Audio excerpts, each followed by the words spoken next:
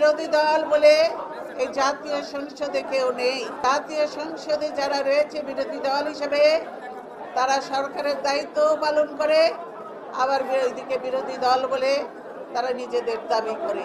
আজকে দেশের যে এই দুরবস্থা, দেশের যে একটা কঠিন অবস্থা, এই কথা নিয়ে তারা কোনো সংসদে আলোচনা করে না বা করার সাহস হয় না।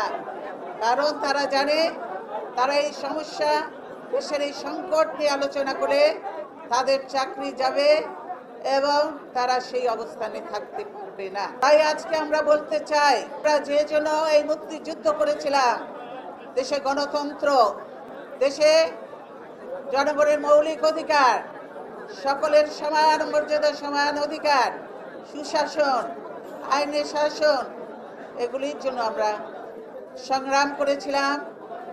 বহু রক্তের বিনিময়ে দেশ স্বাধীন করেছি।